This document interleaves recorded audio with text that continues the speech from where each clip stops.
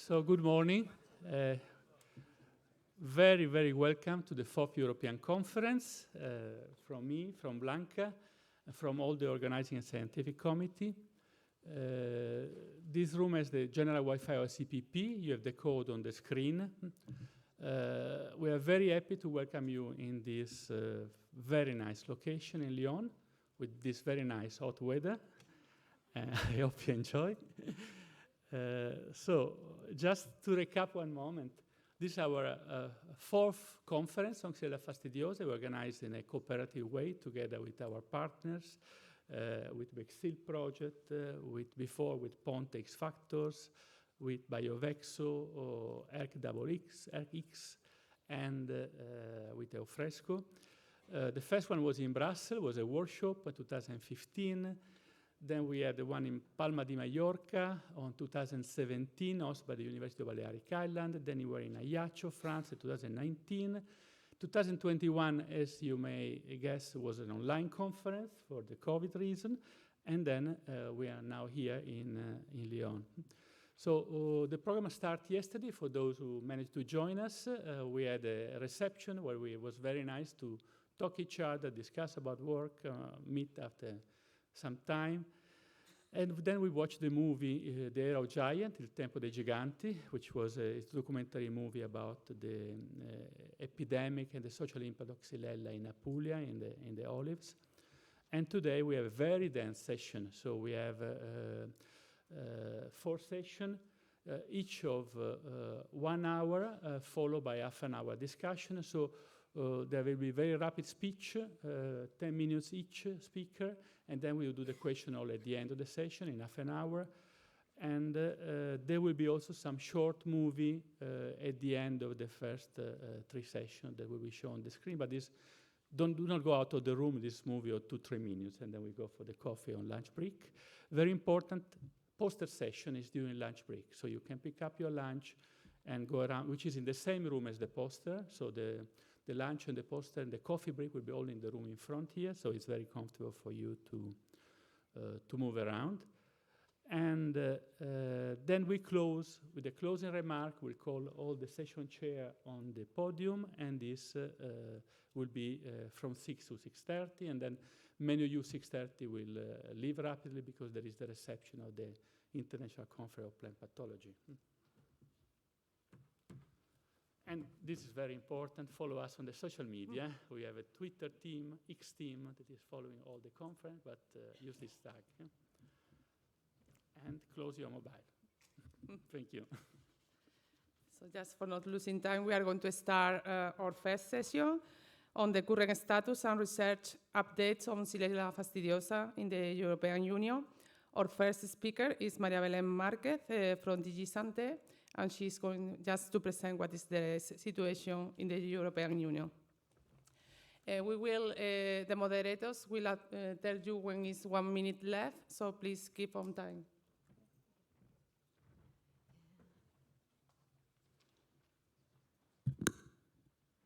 Good morning, everybody.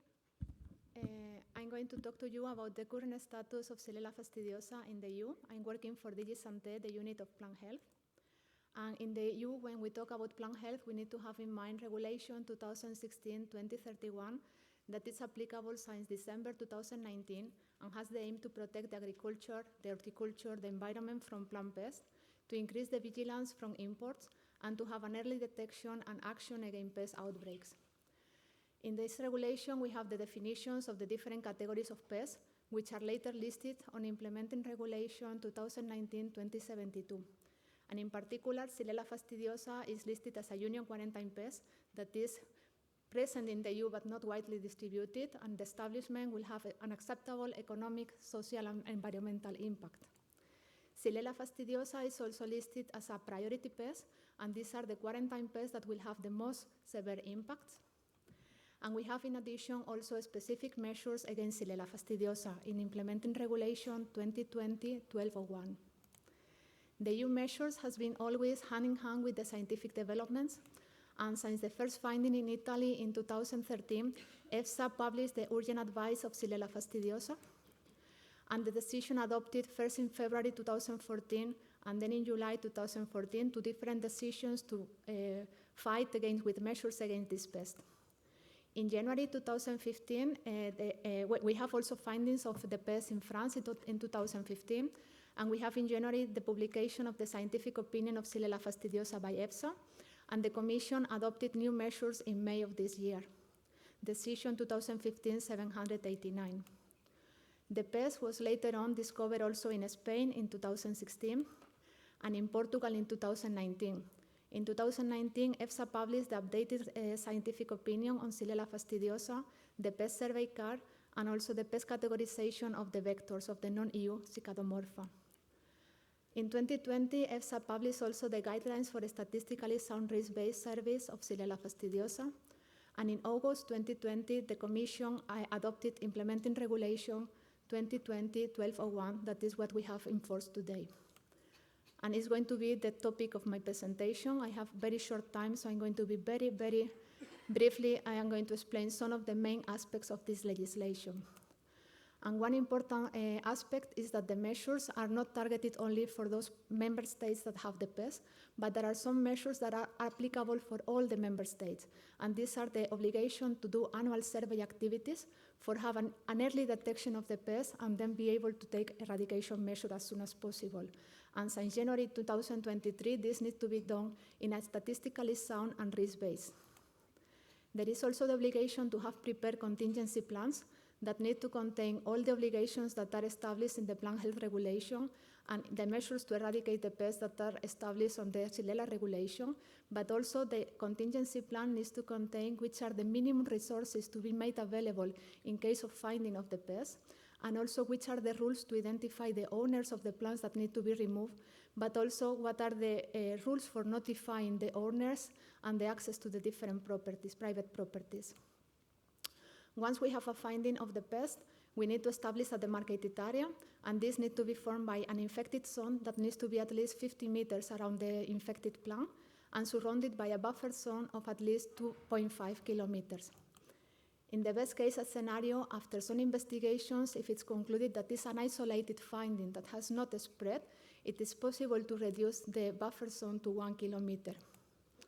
In the worst case scenario, if the pest is already spread and its eradication is no longer possible, then the buffer zone needs to be increased to at least 5 kilometers. And in the EU, we have already some demarcated areas both under containment and under eradication. You can see the containment areas the areas under containment in green, and we have Puglia, we have Corsica, and we have the Balearic Islands. And we have some outbreaks under eradication in Spain in Alicante, in France in Paca and Occitanie, in Portugal in different areas of Lisbon, the center and the north part of the country, and in Italy in Lazio, Tuscany, and also in the north of the Puglia outbreak. In the EU legislation, when we talk about regulated plants with regards to Xylella, we make the difference between host plants, that is any plant that is known to be susceptible to Xylella fastidiosa, and specified plants, that are those plants that are known to be susceptible to a specific subspecies of Xylella fastidiosa.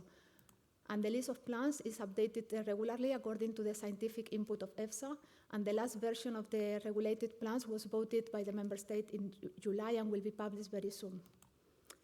When we need to take eradication measures, there is a compulsory obligation to remove plants in the infected zone that are known to be infected or that show symptoms of infection, belong to the same species of the infected one, or are also found infected in the same demarcated area, and any other specified plants that are not immediately removed and tested, not immediately tested and sampled to be negative. There is the obligation to carry vector control activities in the infected zone and in the buffer zone, and there is the obligation to do annual surveillance also in the infected zone and in the buffer zone, taking into account that the 400 kilometers of the buffer zone closer to the infected zone is where the risk will be the highest. When we are under containment, there is also the obligation to remove the plants that are known to be infected.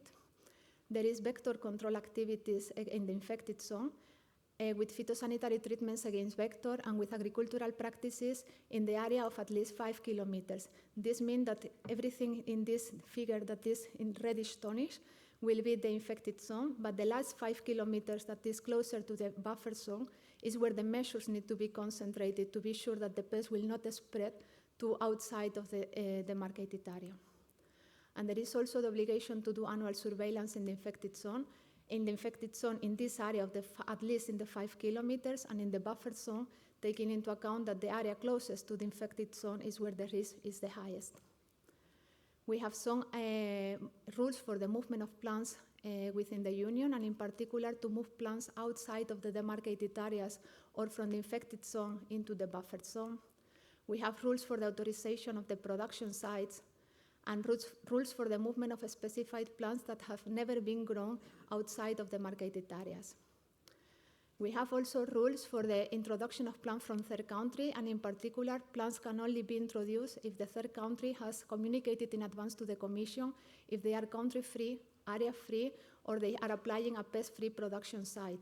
And the list of countries that has sent such a declaration is publicly available in our Santé website. And in the EU, there are also official checks on the movements of the plants within the Union and at the introductions of the plant into the Union. DG Santé carries regularly audits on the member states that have outbreaks to check the conformity of the official controls with the EU regulation, to see how they are implementing the eradication, the containment measures, and also the movement controls, and they issue recommendations to improve the enforcement of the legislation. And in this table below, you can see in which year different member states has been audited. And of course, Italy, when the first outbreak appeared, was the first one that was audited, but then the other member state has been added into the list of audits little by little. And in the last 2 years, 21 and 22, you can see that all member states has been audited, and sometimes even twice. This audit team also makes audits on third countries, and in this case, they focus when they are countries exporting Xylella host plant on checking the pest status that the country has communicated, and also on assessing the official controls on the EU exports. So that was, in a nutshell, my presentation, because 10 minutes is very short time. Thank you very much.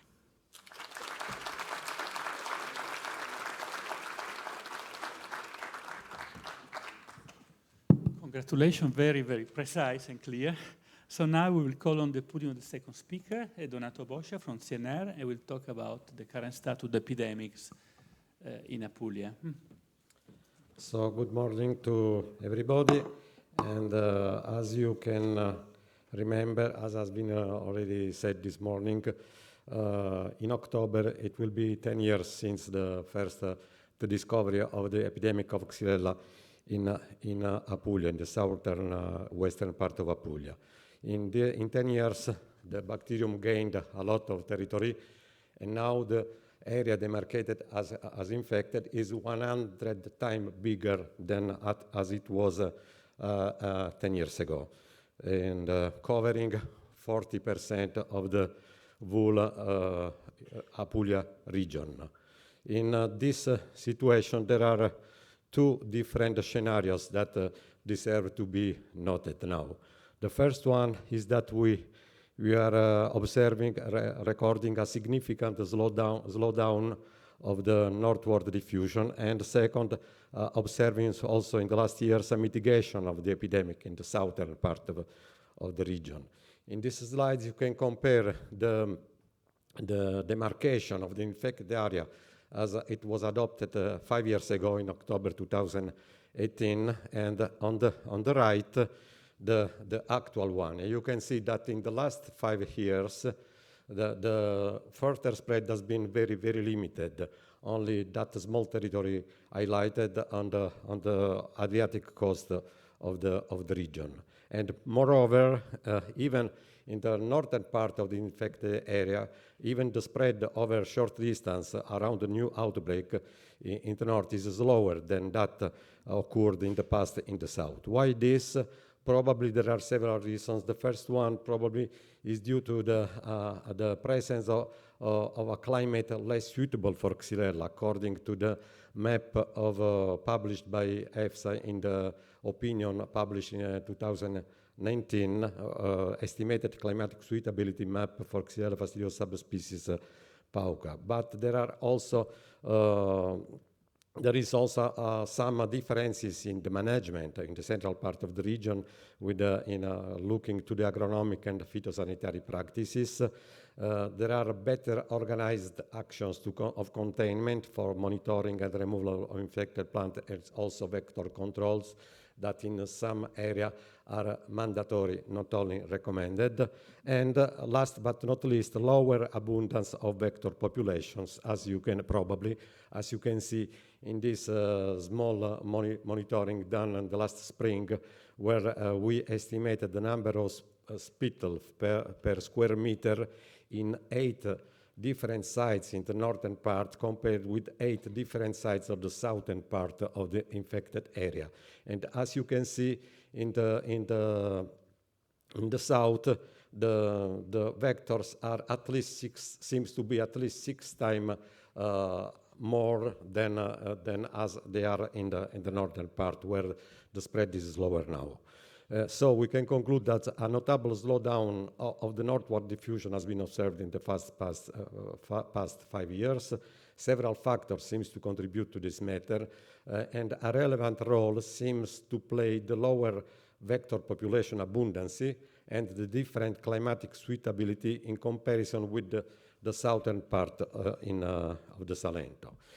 And concerning the mitigation of the epidemic in the south, where new symptoms of desiccation are now milder and much less frequent in the yellow area that I highlight in the map, in the last couple of years, an increasing number of reports of symptom remittance in surveyed trees have been recorded in adult trees, aged up to 60, 70 years old. Unfortunately, not in century-old trees. More evident in cultivar Cellina than in Oliarola salentina. As consequence, in some area, phenomena of partial recovery are recorded and now under investigation.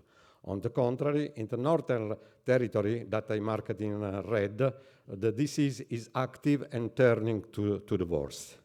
A couple of examples that I want to show you for what I say. In this picture taken a couple of weeks ago, on the left you can see, as is in general the situation in most of the cases where there are century-old trees where the plants were and are still collapsed. But in the central part you can see one younger olive grove of 60 years old with good management. As it appeared, you can see the particular on the top central picture, but also on the right, where there are the plants of the same age, same cultivar, but abandoned, not managed, there is also a clear evidence of some kind of partial recovery. This is another site as it was in October of 2021, and as it is now. This picture is a couple of months ago. This is another case again of plants that are not century-old. What changed? Occurrence of relevant mutation in Xylella population. No evidence of this so far. So as 10 years ago, all new isolated strains harbor ST53 and so no emergence of new different ST registered so far, but also no evidence of relevant genetic mutation in a few, but I have to underline few, full genome sequencing done this year with a new isolate, where so far in 4 isolates that has been fully sequenced this year, new isolate. The only difference found in one case with the reference strain is a deletion of 38 nucleotide that, however, correspond to an intergenic region, so with no effect on the gene function, so no evidence for this. Reduction of bacterial titer in infected plants. We were a little bit surprised, but no evidence of significant reduction. There is a lighter reduction, but not very significant. So I will not spend the time in explaining this, but more or less the bacterial titer is not much different from as it was a few years ago. What is changed really is a drastic reduction of the reservoir of inoculum. Which are the reasons? First of all, the massive reduction of vegetation with high concentration of bacterium, with high vegetation of bacterium due to the infection. So this is the case, the majority of the case, as you can see, and in cases like this, of course, there is a natural strong reduction of the reservoir of inoculum. But also, there is, in addition, a significant removal of several damaged olive groves, often replaced maybe I spoke with a company that is doing most of the work of uprooting. It seems that so far already at least 3 million of plants, all the plants have been already uprooted. And in some cases, but in all cases, substituted with resistant cultivars that by definition, when infected, they have a low bacterium titer and with, as consequence, reduce the efficiency of the vectors. And this is one case of the new plantation with the resistant cultivar. This is another case of removal, but still without a new plantation, and just in this case, just as it was before the removal. So where the plants are collapsed, but there are suckers that may still keep inoculum. Then, as for those of you that have seen the movie last night, this is more difficult to estimate. There are no data, in fact, but there is a high frequency of fires in the olive groves due as consequence of Xylella, because where there is severe damage, there is abandonment. Abandonment means high probability to get fire in the summer. But this is another additional factor that reduces the reservoir of inoculum. And finally, the prohibition of planting highly susceptible cultivar that impede to renew the reservoir of inoculum. The consequence of this is a drastic reduction of infected vectors, and as you can see in this data that we compared this year 6 different sites in the south compared with 5 or vice versa in the north.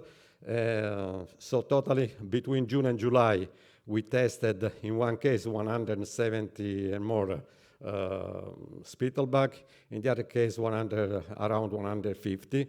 And you can see that there is a significant reduction of the vectors positive to the bacterium now in the southern part.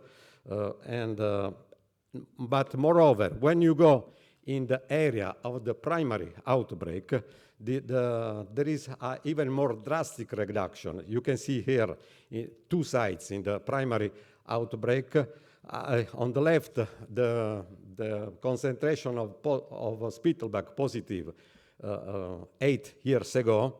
You can see even over 80%, 87%. In the same places, we were surprised, but last June and last July, we were not able to find any positive vector. This is a limited, this number, this 000, is the result of a total of analysis of 80 insects. So maybe it's not significant. We do not believe that they disappeared, but it is an indicator, a clear indicator of the severe reduction of the acquisition of the vector. So as conclusion, this is the last. The reservoir of inoculum drastically reduced, it is clear. And this also resulted in a vector efficiency that is dropped. And this brought probably to a strong reduction of superinfections. In the meanwhile, no significant mutation are recorded in the bacterial population, still only ST53. The titer of the bacterium-infected plant does not show significant reduction. Question, open question. Major role of the superinfections, and that's it. Thank you.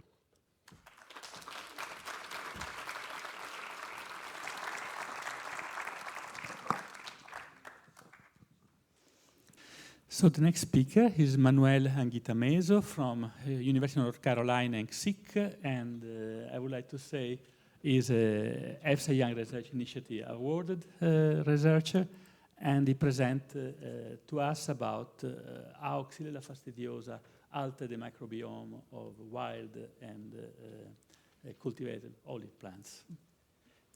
Let's see. I cannot use the pointer, no, something like that, to point the presentation. No, there's no point here, no, because I cannot do in the right button. Okay, no problem. At least you can see the arrow here. Okay, great.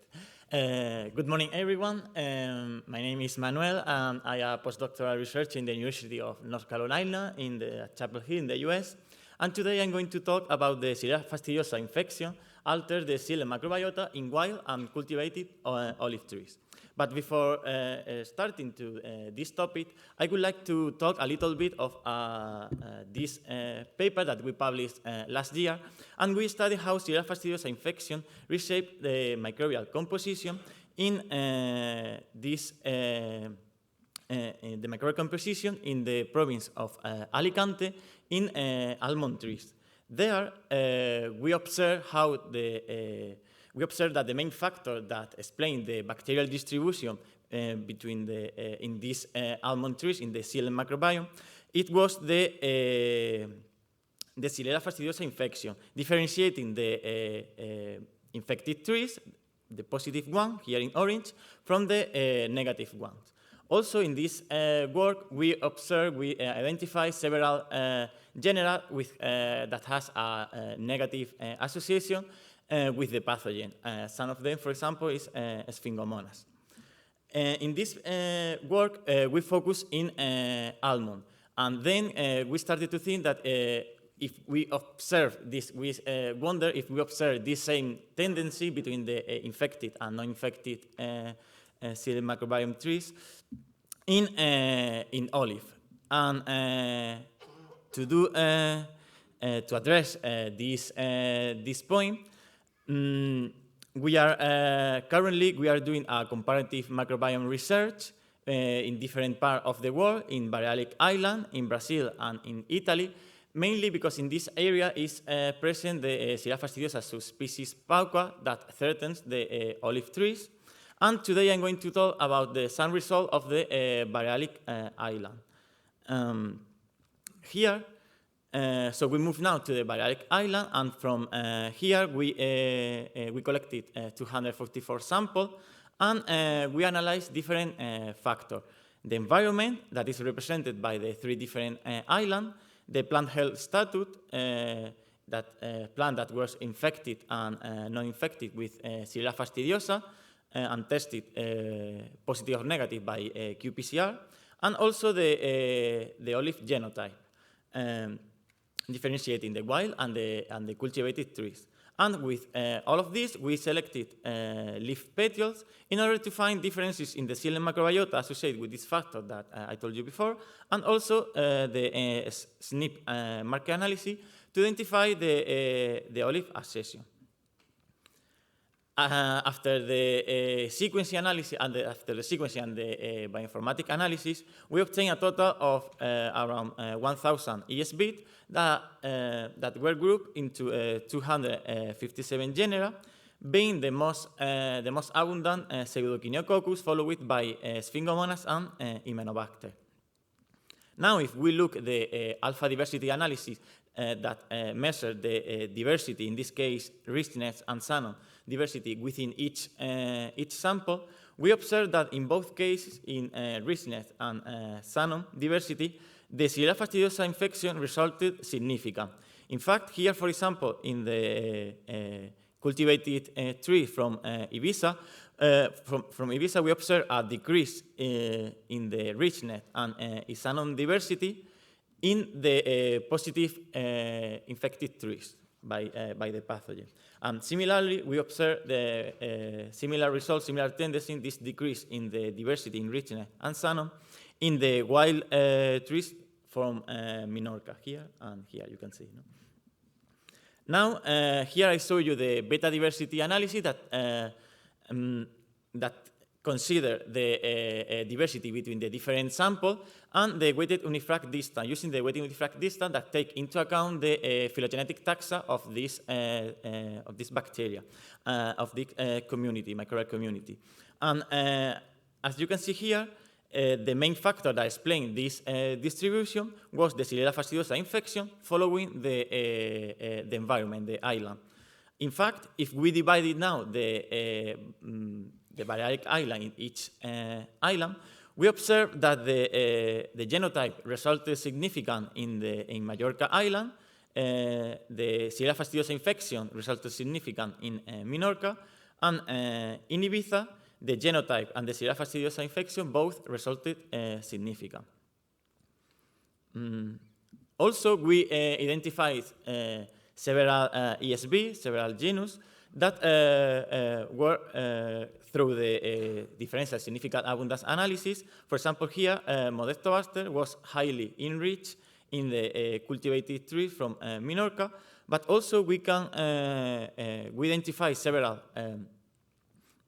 ISB according to the Xylella fastidiosa infection in each different island. And for example, Pseudomonas was highly enriched in the negative negative trees in the 3 islands. Also, we analyzed the olive genotype characterization by the SNP analysis, and we identified several SNP analyses. And if you SNP analysis in these contents, and we differentiate this wild genotype was different in comparison with the cultivated one according to the genetic profile, no, of the host. And if we combine now the microbial diversity with the cell microbiome with the SNP analysis of the host, we observed that there was a significant correlation in Mallorca Island, but not in Minorca and Ibiza. This might be explained because the samples were taken in different seasons and the conditions of the soil were different also. No? But interesting, we identify also some significant contents in each island. No? Finally, as a conclusion, alpha diversity, richness, and size of bacterial communities differed significantly according to the Xylella fastidiosa infection and was independent of the olive genotype of environment.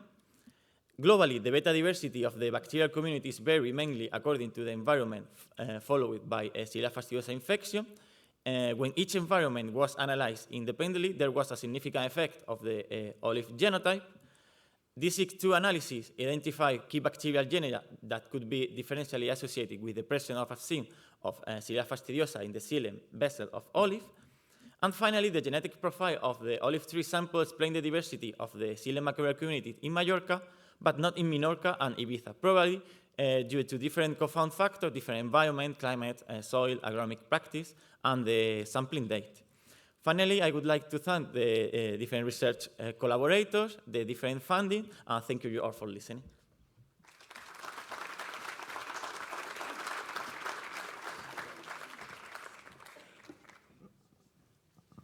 Our last speaker of the session is Lena Presenti. She will talk about what is the risk of Xylella fastidiosa to establish in temperature European regions, a Belgian case study.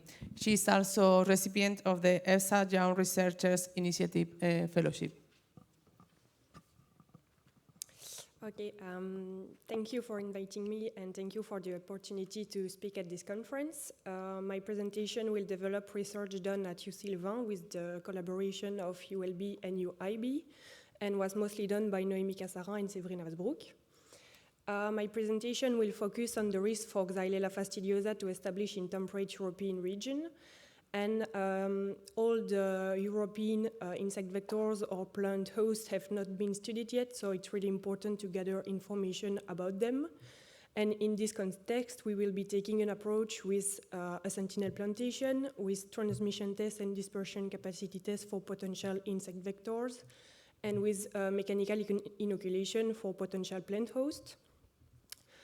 So Northern European region have traditionally cooler climates, but may become more conducive for the spread and the survival of the bacterium, as we have seen in other cooler climates, such as in Canada or Northern USA. Feil and Persen have shown that the bacterium is able to grow even at lower temperatures, and this was further seen with the map of suitability made by Godfrey and colleagues and EFSA. So it's really important not to underestimate the risk for the spread of Xylella in Northern European region. Early detection, effective biosecurity measure, as well as early research on potential insect vectors or plant hosts is really important to limit the establishment of the bacterium and to minimize the damage that it could cause. The pathosystem of Xylella is composed of the bacterium infecting a wide range of hosts through insect vectors, which can lead to leaf scorch, dieback, and potential death of the plant. Different pathosystems, such as the Beer's disease, have shown us that the incidence of this disease is higher in riparian areas.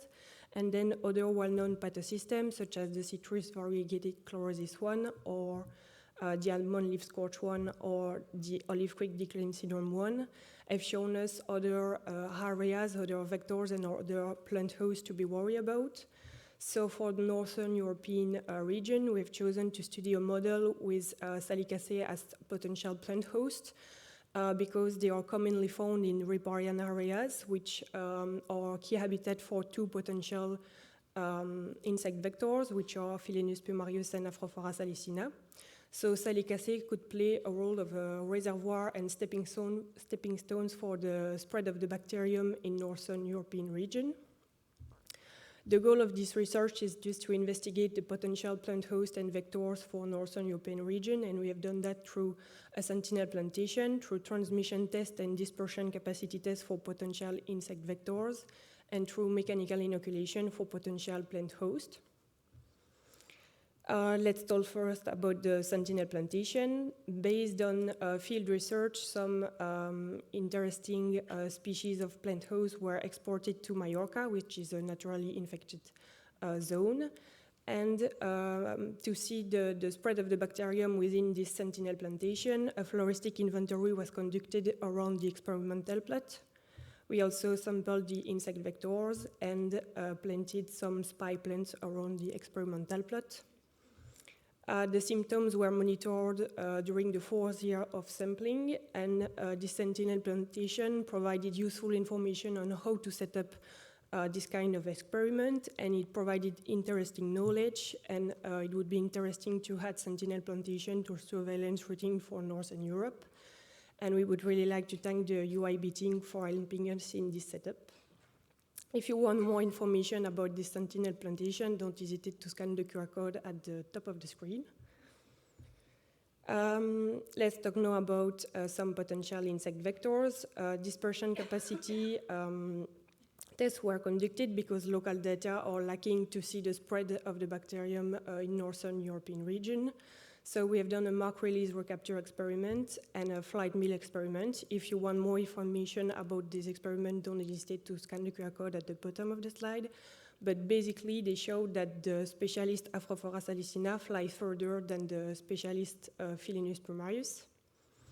With the insect vector, we also collected Philenus plumarius on infected part of the island, and they were incubated on Salix alba and Populus tremula for 4 to 5 days.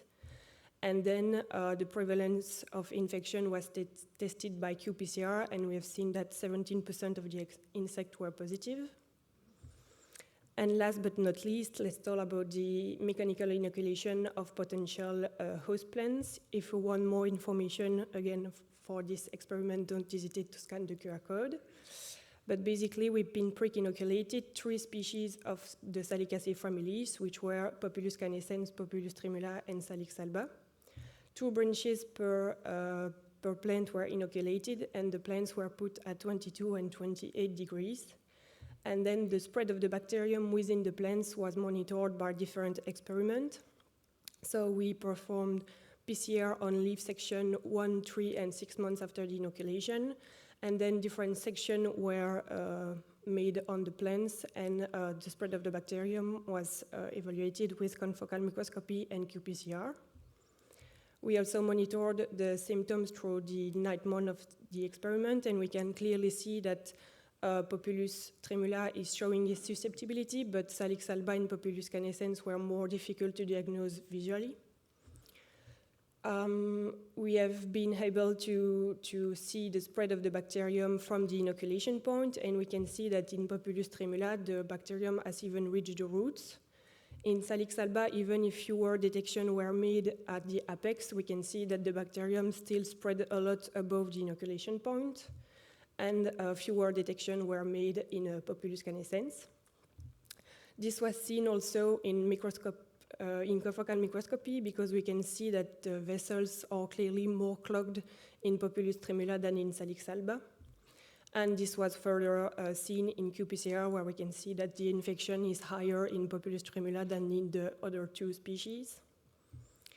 So the take-home messages for this potential pathosystem would be to say that the riparian areas form Salicacea corridors through Northern Europe, and so they could act as a reservoir for potential host plant as well as insect vectors. We have chosen to study the Kylene 59.3 strains to allow visualization in confocal microscopy, but it would be interesting to have other knowledge with other strain or ST.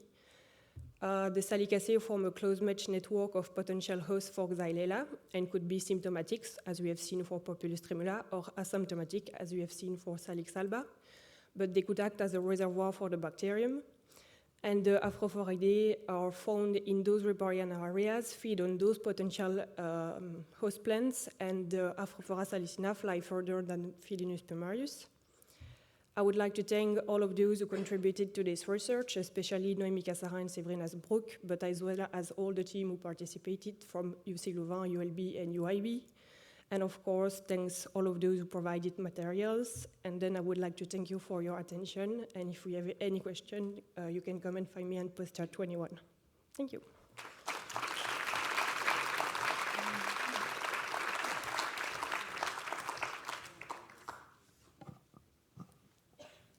So now it's time for questions to the speakers.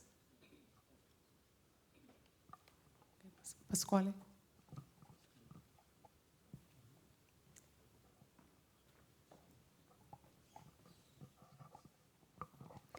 Morning.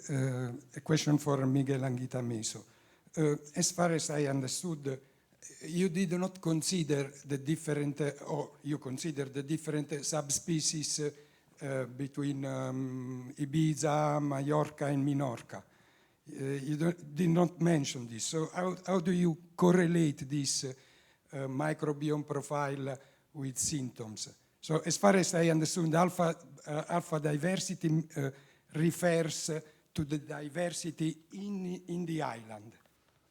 It's going to, and beta diversity refers to diversity between the three islands. Am I correct in this? Yes, we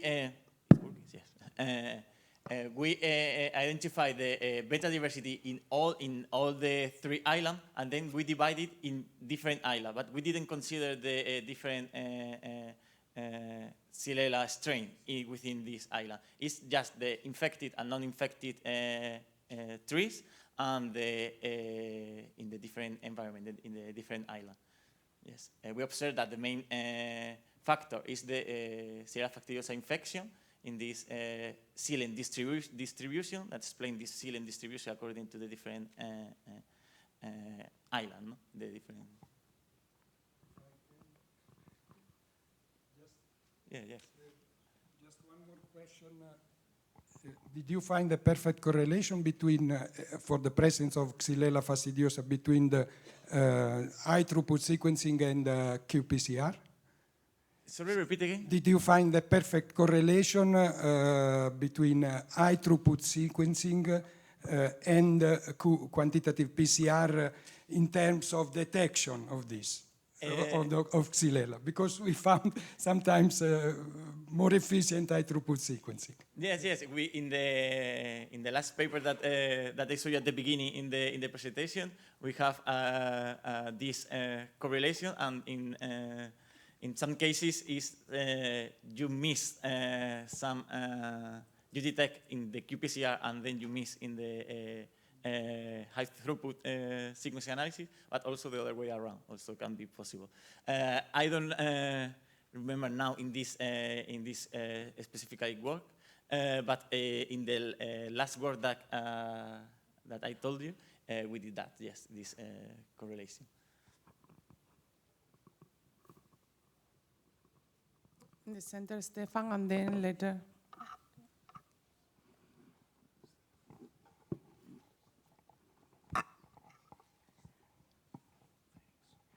One question for Jessica. You show that there is some orthodox group present in the strain in France, and what kind of function it could be for these genes? Do you know? Is it sporadic, or there is specifically some gene cluster only present in the strain? Does it work? Can you hear me? Okay.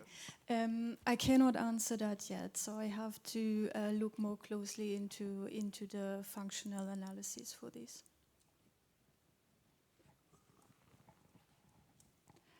Can you hear me? Yeah. Here, Jessica. I also have a question for Jessica. So you found strains that have, that are found in France that have specific regions that are only found in strains in France. I'm wondering if you think the strains in the Americas are sufficiently sampled to really rule out that there is a strain like that in Americas, and that might, that the genomic regions may already be present before the introduction of Xylella into France. Of course, yes. So, of course, the patterns that I showed are only based on the data that is available, and it would definitely be important to have a wider representation of strains from the Americas, especially North America.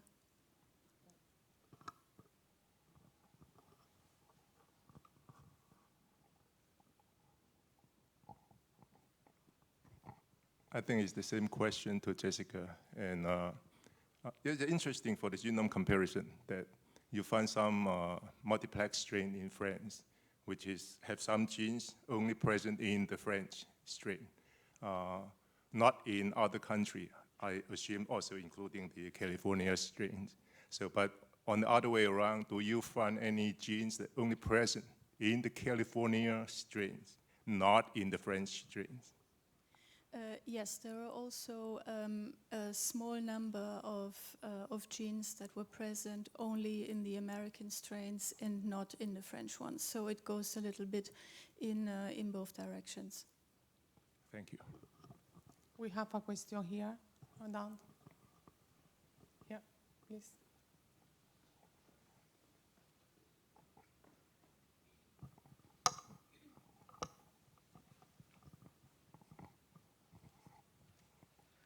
Okay, thank you very much for the nice presentations.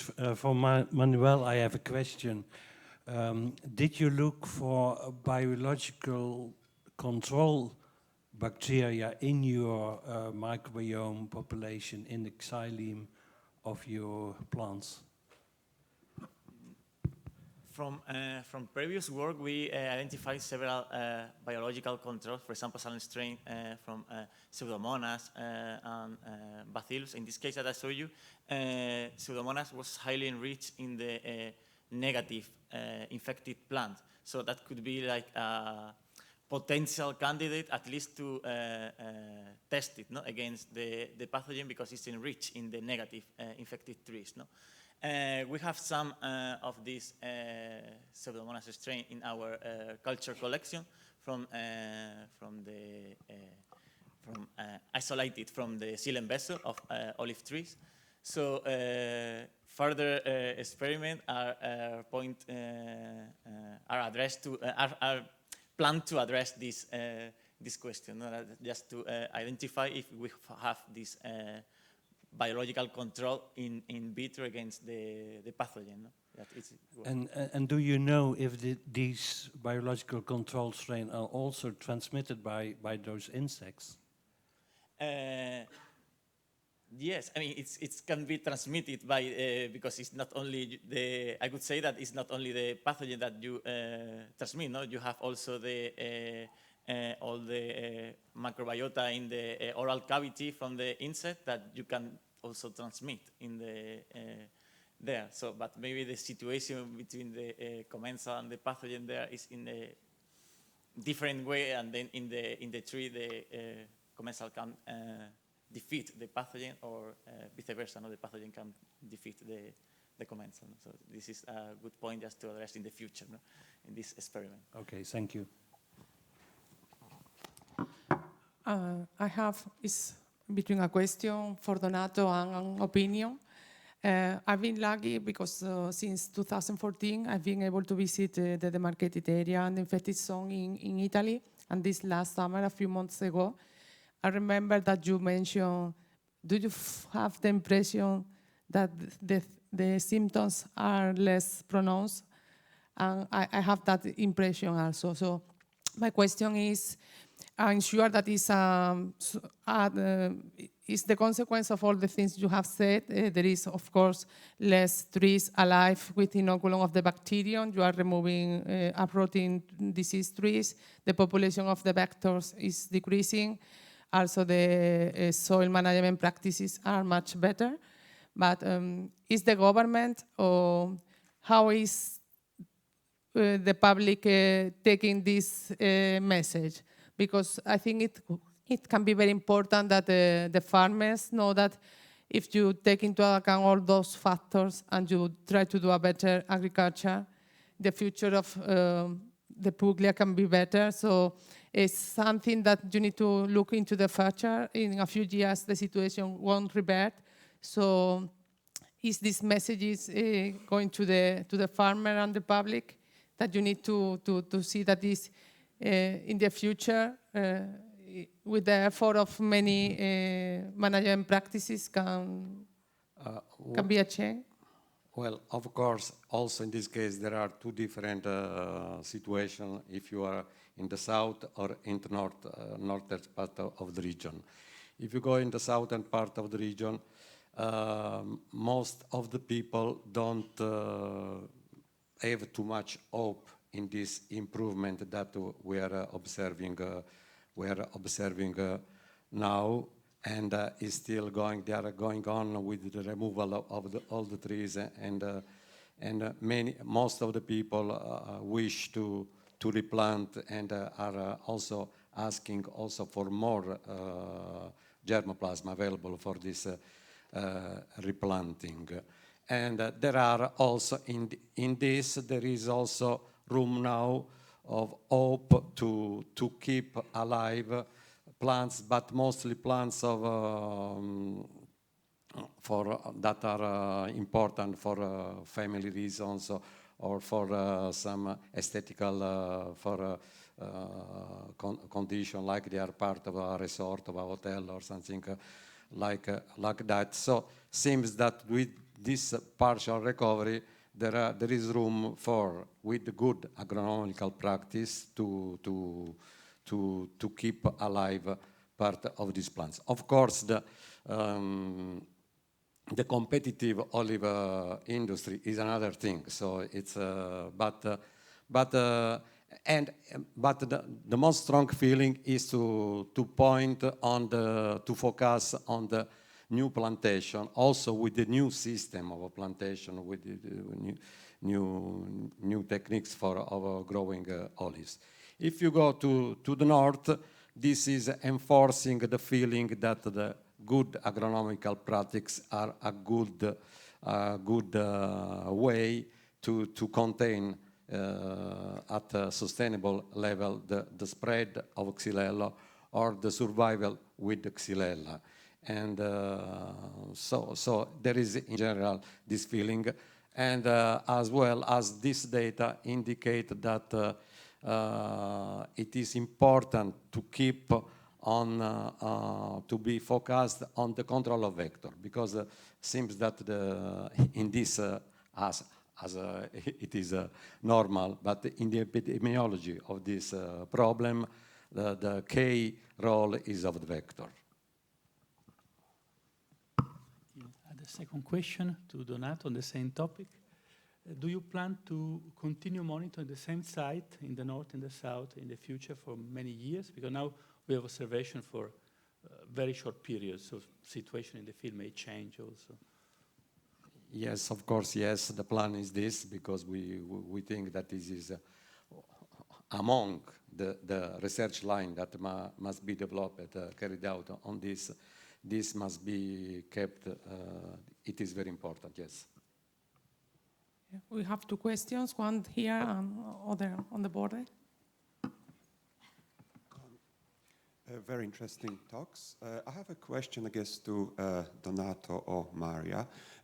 Given that Xylella been in this region for almost 10 years since detection, and range of different approaches to manage it were tested, what would you recommend for countries like Australia, where we share similar climate, but we don't have the bacterium yet? What kind of approach would you recommend as most effective to control its spread? Well, I think that again, the key for the regions that are free from Xylella, to have a good program of surveillance is very important. Surveillance made not only by the phytosanitary officials, authorities, but also trying to make aware the stakeholder of the people in general, to develop some tool of citizen science to help to make as quick as possible the report of suspicious cases to be tested immediately, because the history of the plant pathology teaches us that when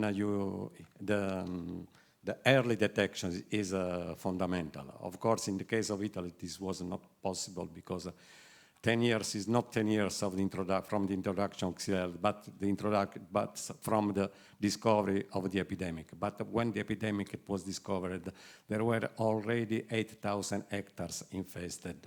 And now we know from the molecular analysis that probably the introduction occurred at least 5-6 years before. There is a question here. No.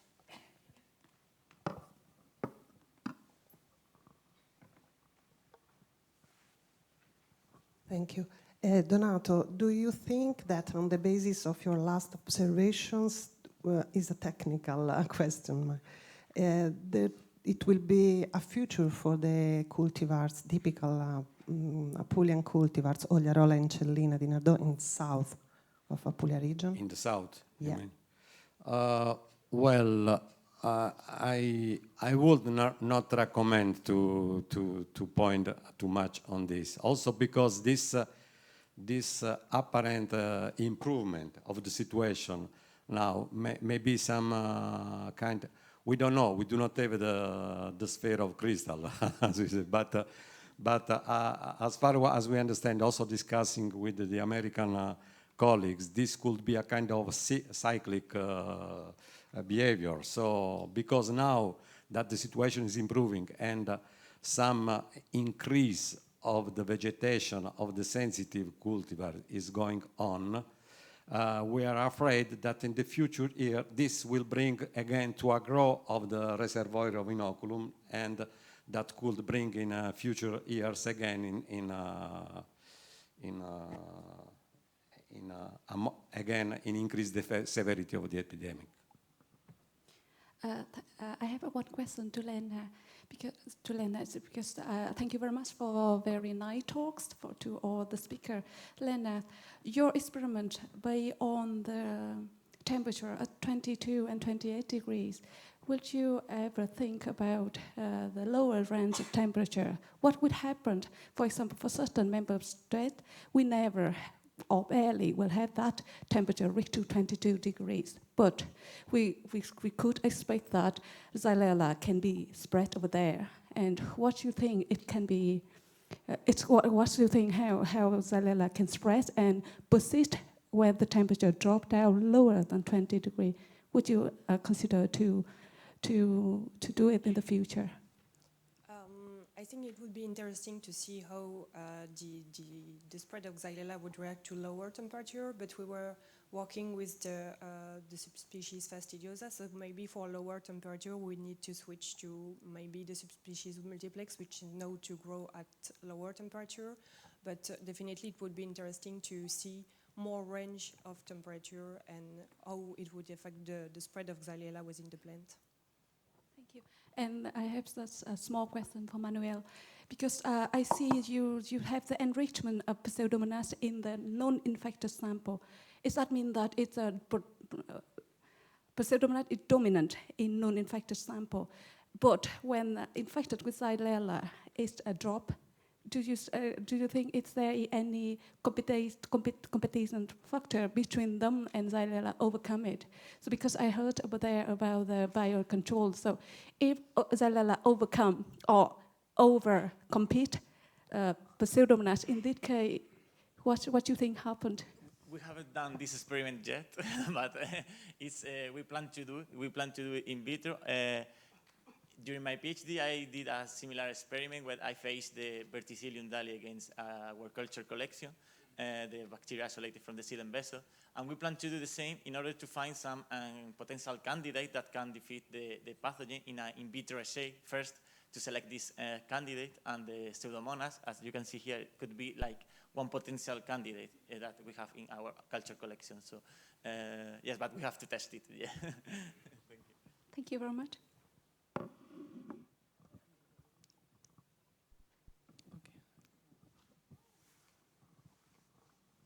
So thanks for the very interesting talks this early morning. I have a question for Belén for the Commission, because Xylella is only one of the, let's say, examples of new outbreaks or new pests and diseases that are maybe detected after some time in the territory or recently introduced. So if you can briefly summarize what is this new proactive approach of the Commission for preparedness, and especially on the social component of these outbreak response plans. So thank you. Yes, thank you.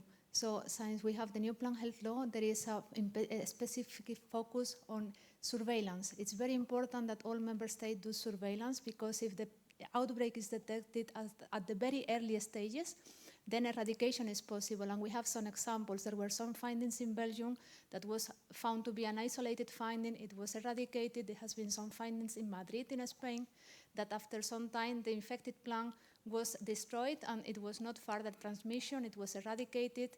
It was also a case in Tavira. So the surveillance to be able to find the pest as soon as possible is for Xylella and for any other pest. If you find the pest on time, you have more chances to be able to eradicate than if the pest is very broad spread and you have already a big reservoir, then it becomes very, very difficult. So surveillance and awareness raising for the citizens of the importance of plant health.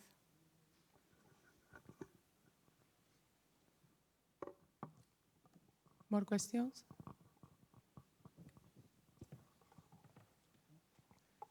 I have two questions, one for the Lena, and you tested some of the different temperature and for the Xylella infected plant, and do you see any kind of symptom developments of Xylella infected plants are affected by the temperature? So for example, if the infected plants are showing more symptom, the scored symptom is more showing up in a higher temperature compared to the lower temperature.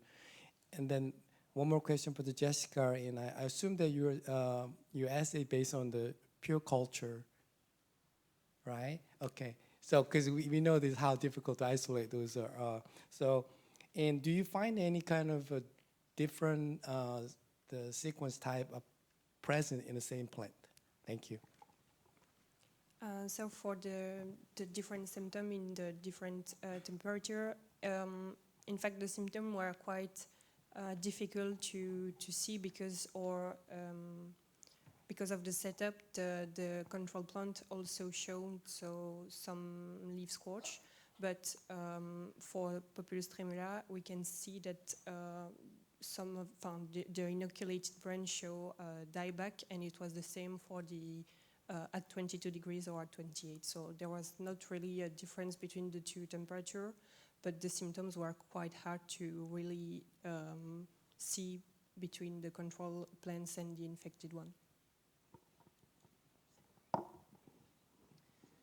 and regarding the question regarding multiple infections, so the isolations were not really done by myself, so I don't exactly know for each of these individual cases, but I think this was basically one isolate that was recovered for each plant, but multiple infections definitely occur from time to time and can be detected, for example, when you use qPCR approaches that can detect several strains at the same time. For example, DSA that can detect several subspecies at the same time. So it definitely occurs, but it's not very frequently observed.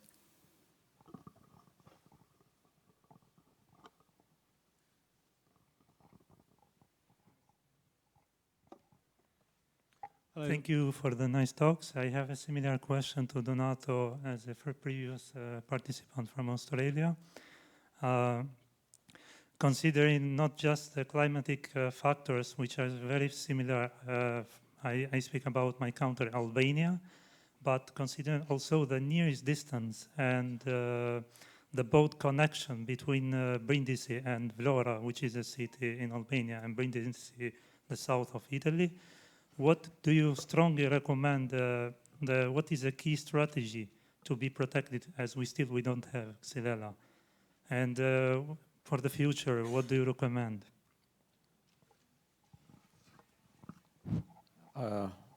Well, it is true that Albania is close to Apulia, but there are 80 kilometers of sea that do not allow the natural jump of vectors from Italy to Albania. Of course, there is a risk of a risk, but is a similar risk for all again, the surveillance at the point of entry, in this case, will be very important. Surveillance at the point of entry to be sure to do the best to avoid the introduction of infected material from risky area. I do not have a special recommendation.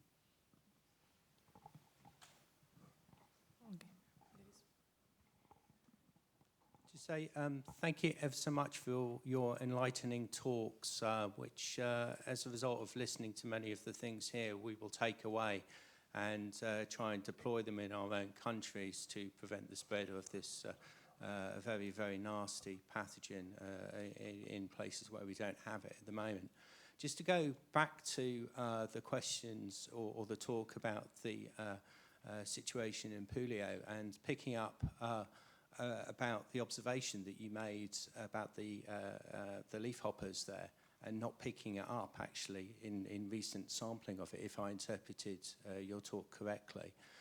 Your conclusion was really perhaps your sampling number wasn't big enough. But my question to you is, possibly, has there been some selection that's gone on, and did you take those leafhoppers and challenge them incredibly hard to see if they did pick it up? Because, again, looking for some positivity in all of this, if there has been some natural selection which has gone on there, and actually those leafhoppers are resistant to Xylella and therefore not picking it up, then it might be a case of those could actually be deployed in different parts of places where we don't have it. So therefore, the one key thing in this disease, we can take the vector out of the equation.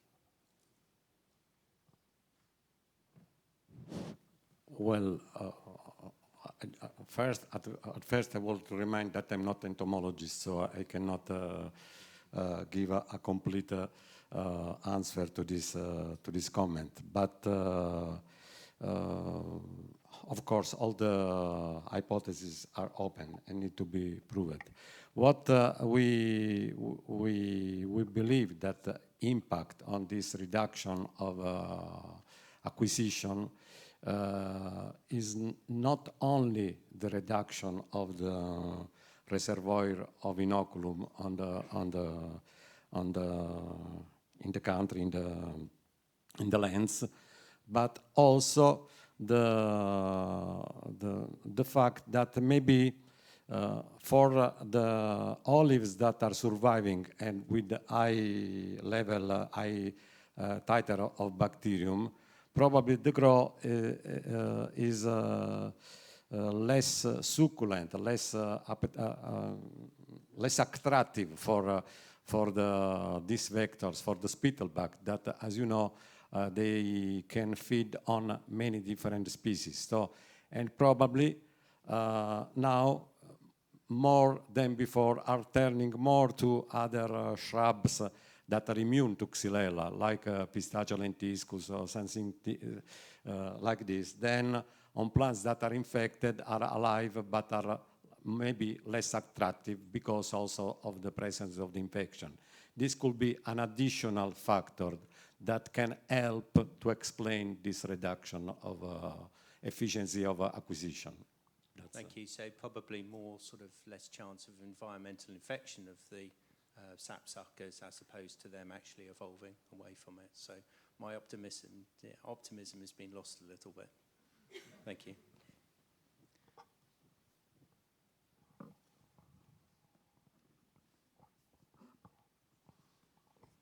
If I can, it's a comment to the talk of Donato of the question of superinfection. So the number of infection per unit time that the plants suffer in a way.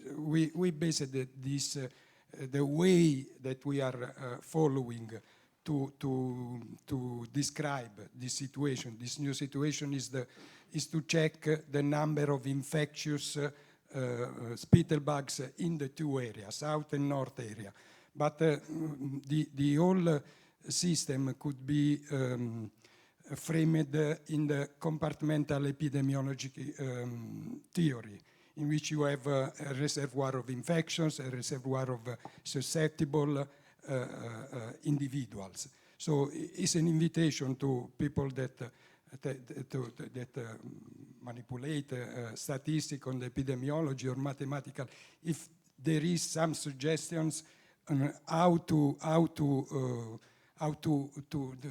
follow this new evolution, this new trend of the from the epidemiology point of view. So we are following this strategy, the number of infectious spittle bugs in the two areas, but perhaps it can be implemented in a different way following an epidemiological model, and this is welcome for us.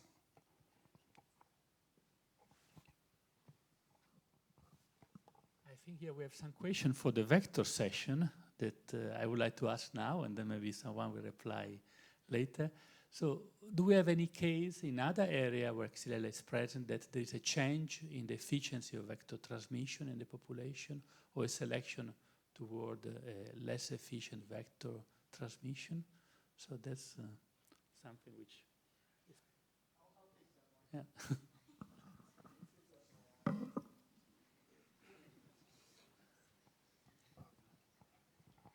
Hi.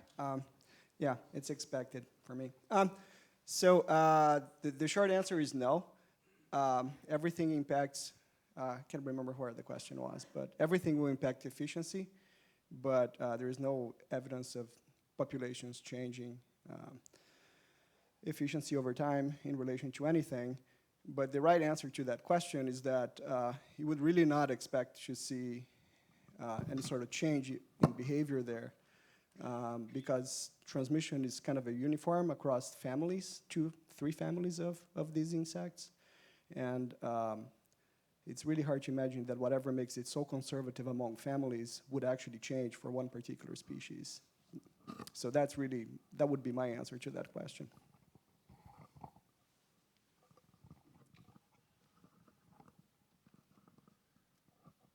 I don't see the room. Is there any more question to the speaker? Yes, over there. Joseph Paget. Thank you. Maria Belén has said that awareness is essential in prevention.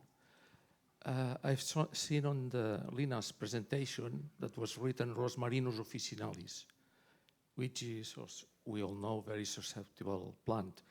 But this species is not mentioned in the list of host plants in the EU legislation.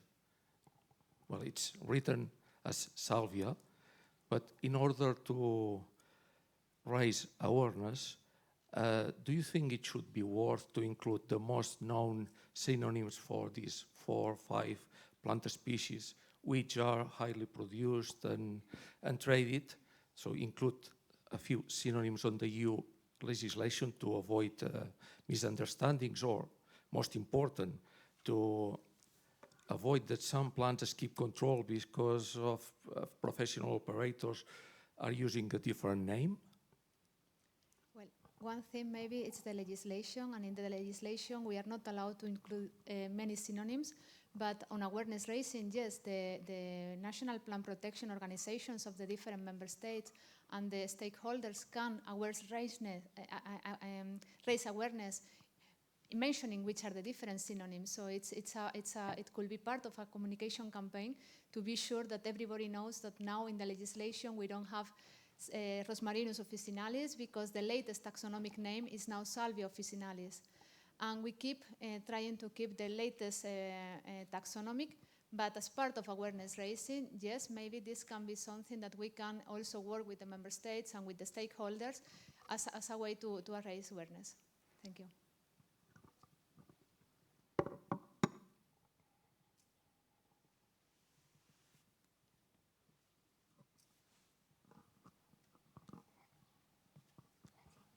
It's not a question, it's just reacting to the point of Pasquale, that you will see the talk of my colleague Martina this afternoon is dealing specifically with this, infections, the comportamental and individual based. So just to make it.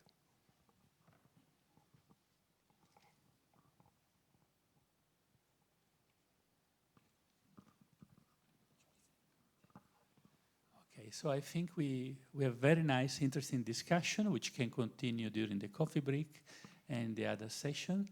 And now we have a short, very, very short movie, 3 minutes movie about one of the Xylella project that are now starting, the Bexil project. So I think we can run it and then we start a coffee break. It's very short, so don't have to worry, it's not 1 hour.